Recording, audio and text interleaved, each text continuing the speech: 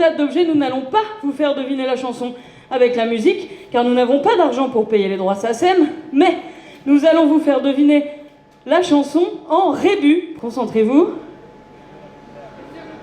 Voilà, absolument, les yeux revolver. Alors, cette année, à Récidive, avec mon ami Thomas Cordero, on va présenter Object Side Story. Et en fait, c'est un blind test en théâtre d'objets.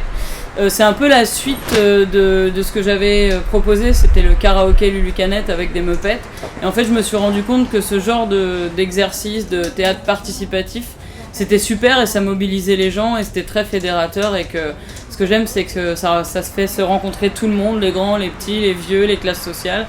Et l'idée avec le blind test, c'est la même chose, c'est que autour de la chanson, on forme 2 équipes et que les gens puissent être ensemble ou en compétition et du coup se parler et ça crée du lien autour de trucs bien cons et ça nous permet d'être en maillot de bain dans un château gonflable pour notre plus grand plaisir en étant payés.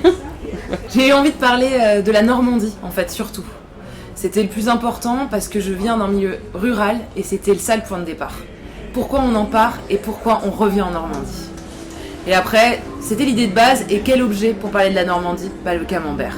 Et j'ai une grande passion pour le fromage, alors j'ai pu la mettre en scène et faire du théâtre et avoir du camembert, le bonheur. Nous nous rendions à la messe. Non, je déconne. Tous les dimanches, c'était repas de famille. Et là commençait le jeu le plus compliqué du monde, le plan de table. Ah, moi je vais être à côté de Camille. Mais moi aussi. Bon, les filles, ça suffit maintenant. Oh, c'est toujours pareil. J'ai beaucoup aimé la sincérité et l'intimité que dégage ce spectacle. Mais il y a toujours un petit bout de camembert à l'intérieur du cœur, quoi.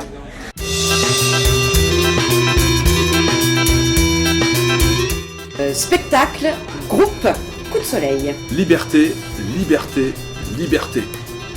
Enfance, magie, tendresse. Ce matin, vous feuilletez votre atlas. Et ça vous donne envie de partir. Malheureusement, votre voiture, qui n'est même plus cotée à l'Argus, est en panne et vous avez dû la laisser chez Midas. Elle voit le seul homme qu'elle n'a jamais aimé se noyer devant ses yeux. Et elle ne peut rien faire, rien dire, à part...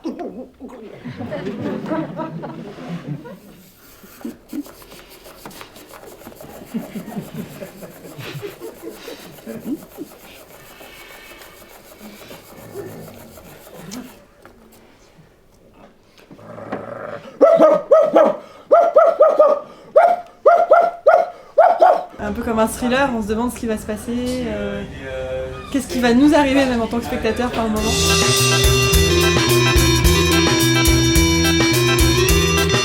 Spectacle, convivialité et bénévole. Admirable, inégalé, ensoleillé. Découverte, rebondissement et rugissement. Petits talibés. C'est comme ça qu'on les appelle. On les appelle aussi enfants des rues.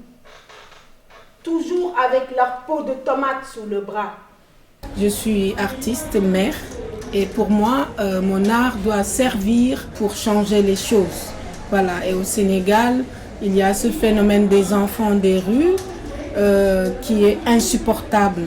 Et voilà, donc j'ai décidé d'en parler à travers un spectacle, de sensibiliser les populations pour qu'on les voit, ces enfants-là, parce qu'on a l'habitude de les voir tellement qu'on ne les voit plus. Donc c'est pour dire aux gens que voilà, c'est des enfants et qu'ils méritent quand même d'avoir une vie normale. Pendant 45 minutes, on est un enfant des rues, on fait la manche, on est malheureux, on est à la fois, il y a plein de choses drôles, c'est un superbe spectacle. On n'en ressort pas indemne, même si on a des moments où on rit, mais c'est extrêmement émouvant.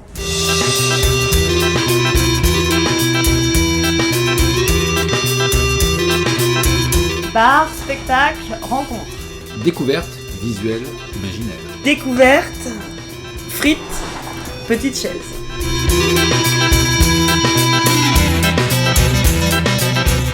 Des Anglais qui sont venus nous voir pour travailler sur la tapisserie de Bayeux.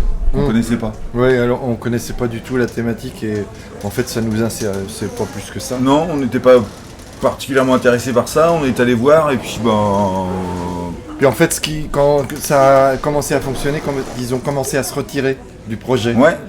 Voilà, du coup... Très vite, ils se sont dégagés et là, ça a été intéressant de ne plus avoir d'anglais sur le dos. Harold rentre en Angleterre, le roi Édouard meurt, et Guillaume, duc de Normandie, devient roi d'Angleterre. Eh bien, pas du tout. Comment ça, pas du tout? Que s'est-il passé? Eh bien... Laissez-moi vous le dire. C'est pas pour la cuisine anglaise qu'on a fait ce truc-là. C'est pas pour le temps. C'est pas pour la météo. Non, c'est pas pour la langue non plus. Mais pas pour la langue.